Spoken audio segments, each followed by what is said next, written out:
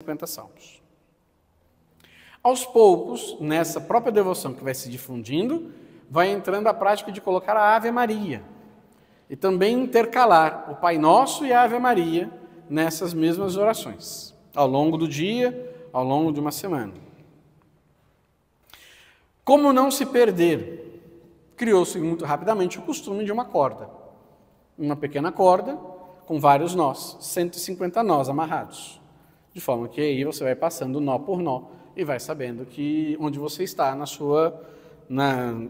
seu saltério, né? Muito cedo também o rosário foi chamado de Salterium Pauperum, o saltério dos pobres, que era o saltério dos analfabetos, né? Como eles não podiam rezar os salmos, eles rezavam Pai Nosso e Ave Maria.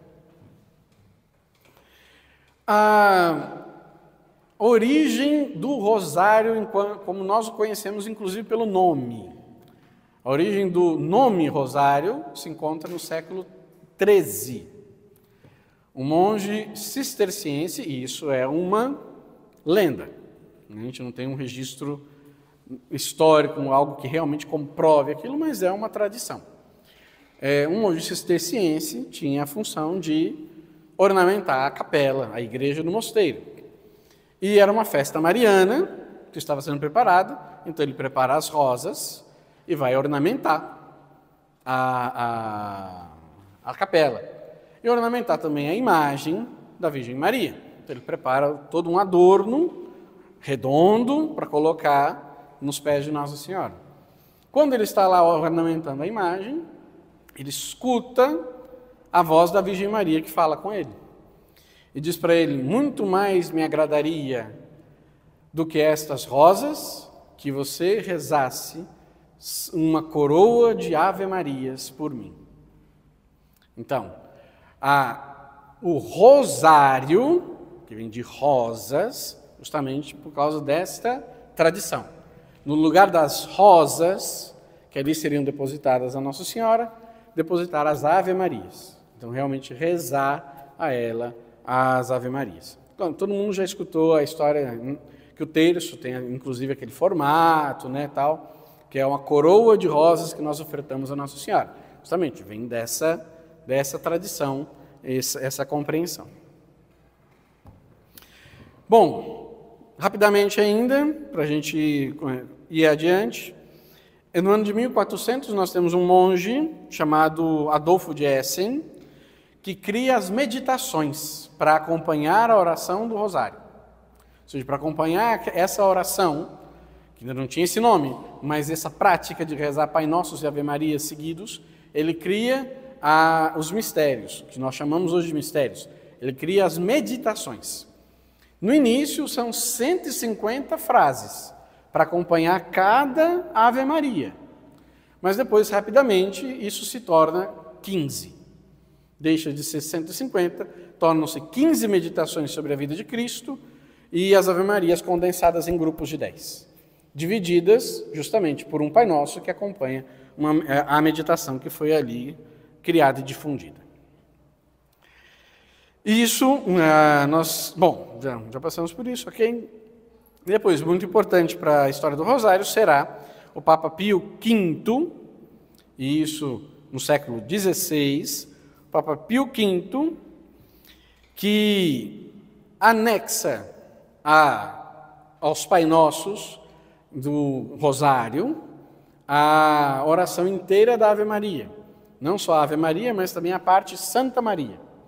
E determina que termine-se aqueles grupos, as dezenas, que se termine com a doxologia trinitária, que é o Glória. Glória ao Pai, ao Filho e ao Espírito Santo.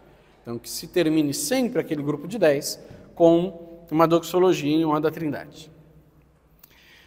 No século XVIII, então, nós temos a compilação do Rosário como nós o conhecemos hoje.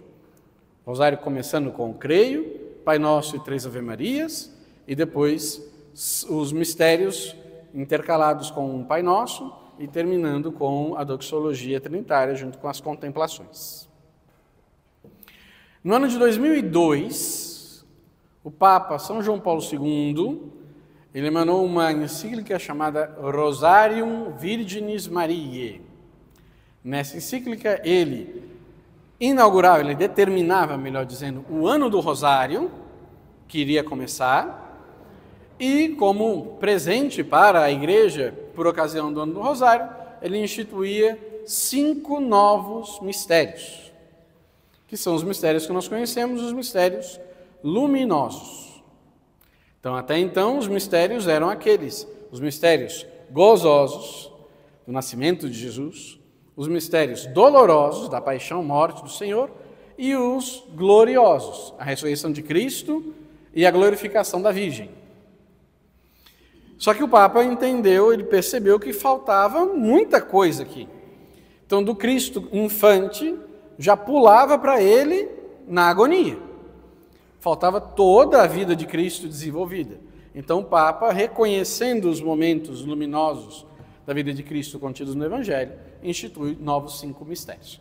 E aí o Rosário passa de 150 para 200.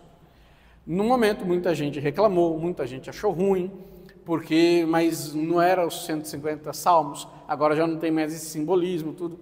Exatamente, mas só que nem nasceu assim o Rosário, para ser os 150 salmos. Ele nasceu menos para rezar. Rezar muitos Pai Nossos, muitas Ave Marias. Então, o Papa enxergou uma necessidade que havia e fez a sua parte, contribuiu para o bem da Igreja. E aí tem um problema para nós de língua portuguesa, né? Em várias outras línguas, por exemplo, se fala rosário. Rosário é o terço e o rosário de completo. Para nós, o rosário é o completo e a parte do rosário é o terço. Nós rezamos, que fazia todo sentido chamá-lo assim, porque um terço é um terço de 150. Ele tem 50, portanto, ele é um terço de 150, por isso chama terço. E agora? Não é mais o terço. E aí algumas pessoas começaram a chamá-lo de quarto, né? Que realmente é um quarto do rosário, faz sentido. Mas aí é muito complicado, então, que aí a pessoa, na minha paróquia, né, quando eu era jovem, né, estava na paróquia, a pessoa foi conduzir, a Marianinha foi conduzir o terço antes da missa e falou, então agora vamos para o nosso santo quarto, em nome do Pai, do Filho e do Espírito Santo também. Aí a pessoa, como assim? O que é isso? A pessoa está chegando na igreja, não entende do que se trata. Então, o que naturalmente aconteceu? Ficou terço mesmo, todo mundo feliz, todo mundo compra terço, reza o terço, e a gente está feliz da vida e continua rezando. O importante é rezar, tá bom? Muito bem. Por último, mas não menos importante, bom, teríamos tantas coisas para falar. Nós poderíamos falar sobre a escravidão, um tema muito bonito, a escravidão à Nossa Senhora, que valeria a pena justamente mostrar, porque quando a gente fala de escravidão, a gente pensa logo em São Luís de Grignion de Montfort. Mas a devoção à escravidão a Jesus pelas mãos de Maria é muito anterior a ele. O escapulário do Carmo, então aqui as irmãs carmelitas me perdoem, mas não vai dar tempo, não tem como. Então vamos passar para o ofício da Imaculada Conceição, que é o que pelo menos para nós aqui também faz muito parte do nosso dia a dia. Então, eu acredito que vale muito a pena a gente ouvir algumas coisas, porque também é algo que às vezes nos pode fugir com muita facilidade. Então, basicamente, entender o que é o ofício, e já vamos pular direto para alguns termos que aparecem no ofício. Então, para entender, porque o ofício, além dele ser extremamente bíblico, o ofício todo é baseado na Sagrada Escritura. Além dele ser muito bíblico, ao mesmo tempo ele é muito poético. Então, se não estamos habituados com a linguagem mais poética, as coisas vão nos fugindo de uma forma assim, né, medonha. Então, quando nasce o ofício da Imaculada Conceição? Nasce por volta do século XV. Nasce no século XV, composto pelo franciscano Bernardino de Bustis. Bernardino de Bustis. Vamos colocar o nome dele aqui embaixo.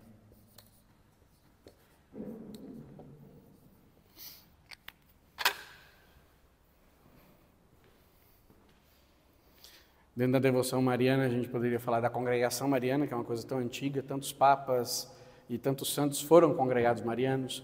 Poderíamos falar dos congressos marianos, quantos congressos marianos aconteceram na vida da igreja, todos eles de uma importância capital. Mas, vamos lá. Então, composto pelo franciscano Bernardino de Bustis e aprovado definitivamente pelo Papa Inocêncio XI em 1678. Chega ao Brasil pelas mãos dos padres portugueses, os missionários que vêm evangelizar o nosso povo, principalmente os franciscanos, principalmente os capuchinhos, que se instalaram principalmente ali da metade do Brasil para cima. E ali onde se dedicaram mais, os jesuítas dedicaram-se mais para baixo, os franciscanos se dedicaram mais para cima. É importante dizer também, o texto original é em latim, óbvio, né? Mas é bom dizer, o texto original é em latim.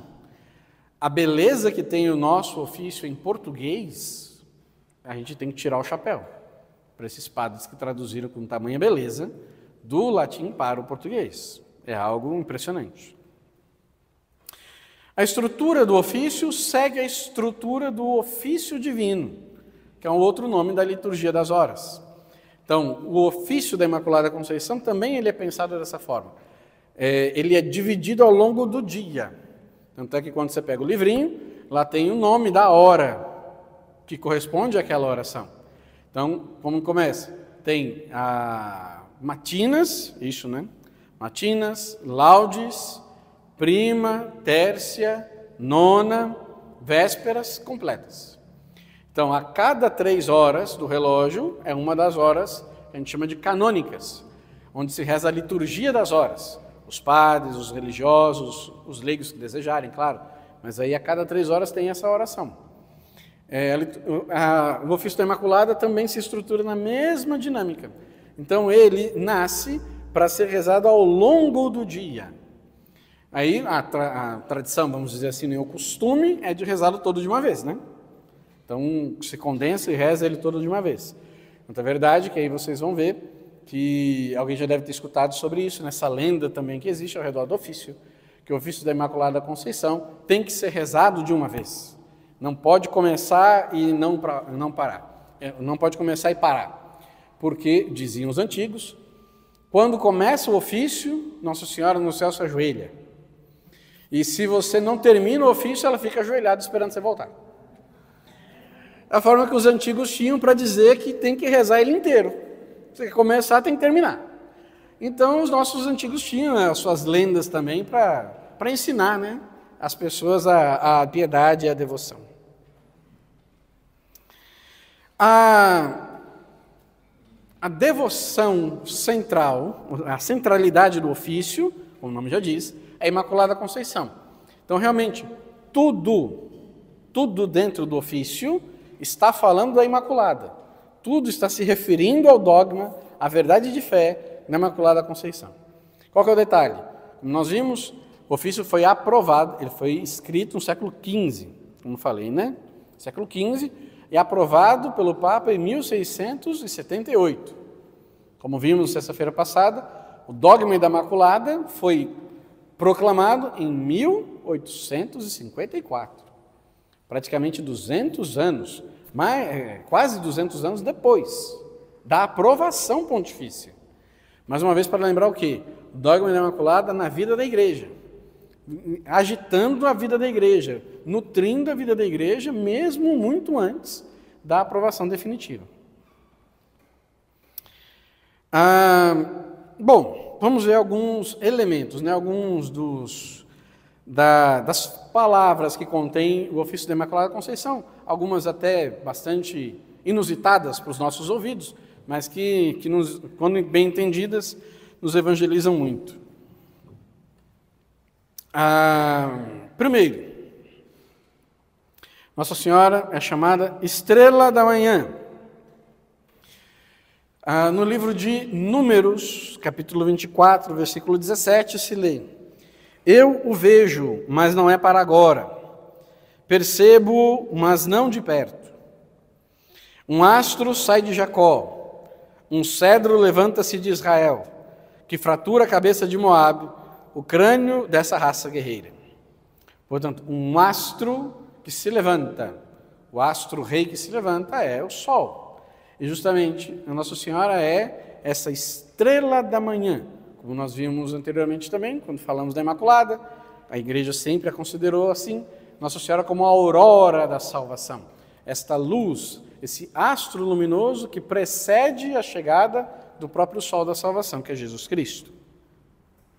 Depois, Nossa Senhora também é chamada de mesa para Deus ornada.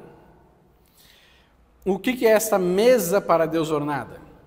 No culto a Deus do Antigo Testamento, no templo de Jerusalém, há o Santo dos Santos, onde fica guardada a Arca da Aliança. É uma parte menor. Na frente tem a parte do santo, mas na frente da cortina, onde fica justamente o Santo dos Santos, na frente da cortina tem uma mesa. Nessa mesa, eu falo tem, assim, né? Todo mundo sabe que o templo já era há muito tempo, né? Mas na frente da cortina, na frente da Arca da Aliança, portanto, há uma mesa. Sobre essa mesa estão 12 pães, os chamados pães da preposição. Todos eles são colocados ali diante da Arca da Aliança. O que simboliza esse pão em cima dessa mesa? A convivialidade entre Deus e o seu povo. Então, a amizade, a proximidade, a convivência. Deus e o povo sentados à mesa com aqueles pães. 12 por quê? As 12 tribos de Israel. Lá estão os pães da preposição. Então, a verdade é que aí vocês vão se lembrar que o próprio Jesus lembra desse evento, quando Davi entra no templo. E aí ele pede alguma coisa para comer, o sacerdote não tem nada, a única coisa que tem são os pães consagrados. É desse pão que está falando. Só os sacerdotes podem comê-lo, e eles são comidos no sábado. No sábado, esses pães são comidos pelos sacerdotes, e novos 12 pães são colocados lá, para mais uma semana, aquele simbolismo, diante da Arca da Aliança. Nossa Senhora é a mesa para Deus ornada, aquela que ornada acolhe o pão, que é o verdadeiro pão do céu, que é Cristo, o pão da vida, o pão que realmente traz o povo para a convivência e a comunhão com Deus. Depois essa aqui também é interessante porque aproveita e explica mais coisa. Ela é chamada Forte Esquadrão e também Estrela de Jacó. Quando se fala do Forte Esquadrão e da estrela, essas duas coisas juntas, quando se fala Jacó, Jacó é Israel. Outro nome de Jacó foi Israel, que é o nome que Jacó recebeu do anjo. Você vai lembrar, Jacó brigou com o anjo e ficou ali agarrado enquanto o anjo não o abençoou. E aí, de fato, depois, na hora da bênção, o anjo fala, te chamarás Israel, porque lutaste com Deus e venceste. Então, estrela de Israel, forte esquadrão, estrela de Israel. O que recorda essa expressão? Recorda a tradição hebraica antiga do chamado Magen David, a estrela, o símbolo de Davi, que isso você já deve ter visto em algum lugar. Deixa eu apagar aqui só para desenhar rapidamente. Vai de verde mesmo. Você já deve ter visto esse símbolo judaico, que é assim. E assim, graças a Deus, geralmente ele é mais bonito. Mas aqui é para justamente dar direitos autorais, eu não posso fazer igual, sabe? Não posso. Então essa estrela é chamada Estrela de Davi, que todo mundo conhece, o símbolo do judaísmo moderno, né? Mas a Estrela de Davi, chamado Magen David. Bom, por que é chamado de Davi, né? Não tem nada na Bíblia que diga que esse símbolo é o símbolo de Davi. A tradição hebraica é muito antiga. Mas de onde que ela vem? Ela vem praticamente do nome Davi. Cadê o Davi? O Davi está por aí, né? Já era. Mas o nome Davi. O nome Davi em hebraico se escreve assim. Em hebraico antigo, esses dois primeiros símbolos pareciam como que duas pirâmides. Então, é a estrela de Davi, o Magen David, porque são esses dois símbolos essas duas pirâmides colocadas uma sobreposta à outra, mas não iguais. Uma aponta para cima e outra aponta para baixo. Deus e a humanidade unidos, porque justamente Deus vem para ser o Deus do seu povo. Ok. Então, essa é a estrela de Israel, a estrela de Davi. E Nossa Senhora diante disso? Nossa Senhora é a fortaleza, como vai dizer aqui o ofício, forte esquadrão.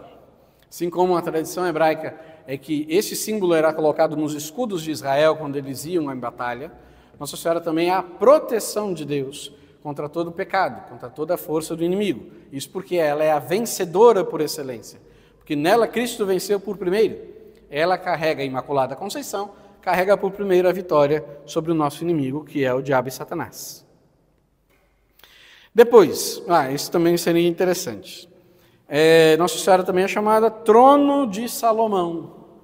Trono de Salomão. Por quê? O primeiro livro dos Reis, capítulo 10, vai dizer o seguinte: mandou Salomão fazer também um grande trono de marfim, revestido de ouro fino. O trono tinha 6 degraus. A parte superior do espaldar era arredondada. Havia de cada lado do assento 2 braços, junto dos quais se achavam figuras de 2 leões. Havia outros 12 leões postos nos degraus, 6 de cada lado.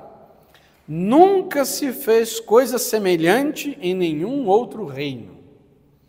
É um trono inigualável.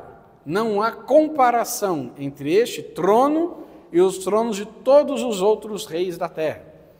Nossa Senhora é a obra mais perfeita de Deus sobre esta terra, e nela se assenta o Salomão, ou seja, não o sábio, mas a sabedoria, como Cristo vai ser chamado, a sabedoria de Deus, a sabedoria eterna.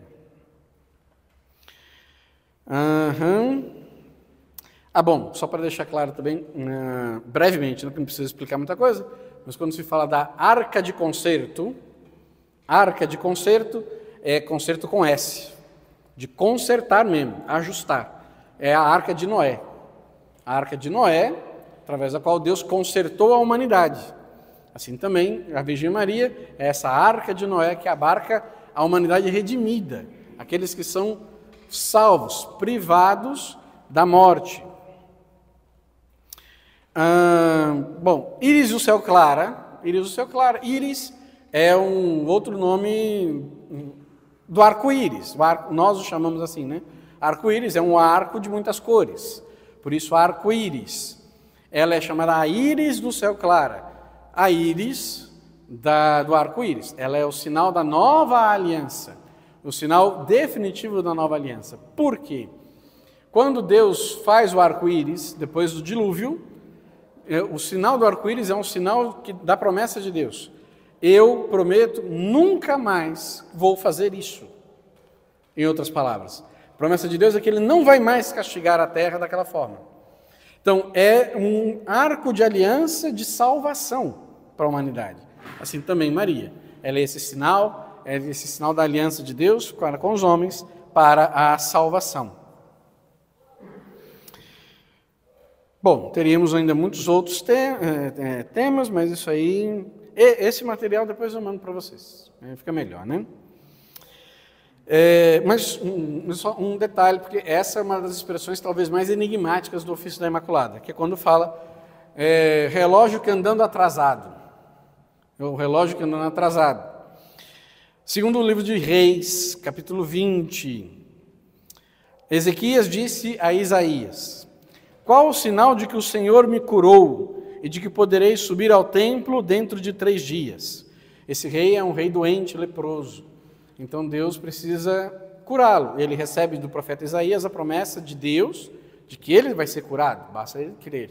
E aí ele pede um sinal. Qual o sinal que eu terei de que Deus realmente vai me curar e eu poderei voltar ao seu templo? Eis o sinal que te dará o Senhor, para que saibas que se há de cumprir a sua promessa. Queres que a sombra se adiante 10 graus ou recue 10 graus? A sombra que está no relógio, um relógio chamado relógio de Acás, que era um outro rei de Israel precedente a Ezequias, mandou fazer um relógio solar. Não sei se todo mundo já viu, mas o relógio solar ele depende da luz do sol. Então a luz do sol bate e dependendo do movimento, aqui nesse momento é o movimento do sol, né? Acredita-se no movimento do sol, então a sombra vai marcando as horas num relógio traçado no chão, né? na numeração traçada no chão. Então, você quer que ele se adiante ou ele recue 10 graus? É fácil, replicou Ezequias, que a sombra se adiante 10 graus. Não, quero que ela recue 10 graus. Orou o profeta Isaías e o Senhor fez com que a sombra recuasse 10 graus no relógio solar de Acás. Portanto, o sol recua, o relógio se atrasa e é o sinal da cura do rei Ezequias. A Virgem Maria é esse relógio que anda atrasado, porque ela é o sinal, antes de qualquer outro, ela é o sinal que Deus dá de que Ele curará a humanidade. Porque quando ela nasce, ela é imaculada. O pecado não tem contato com ela. Então ela é o sinal de que Deus curará a humanidade do pecado, de que Deus dará salvação a todos os homens. Muito bem. Depois tem vários textos bíblicos, como eu disse, é uma oração extremamente bíblica, lindíssima, do ofício da Imaculada Conceição. Vale muito a pena a gente ler justamente esses textos, porque quando a gente reza, a gente lembra, entende, nos ajuda muito também na nossa piedade.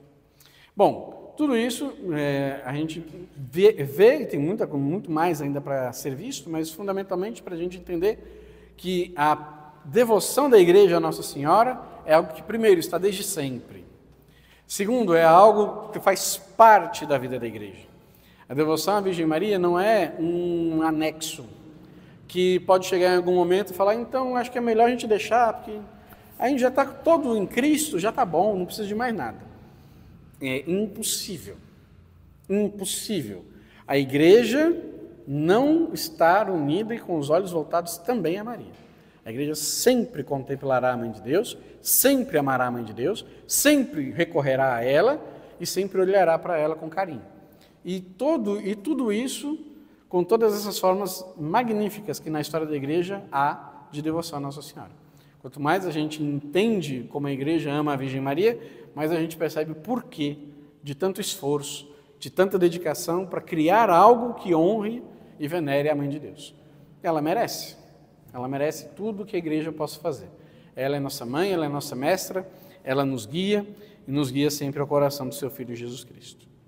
Muito bem, então encerramos por aqui hoje e na próxima sexta-feira, já semana que vem, né, nosso último encontro, aí nós vamos tratar brevemente também, né, como tudo que a gente tem feito, nós vamos tratar brevemente sobre as aparições de Nossa Senhora.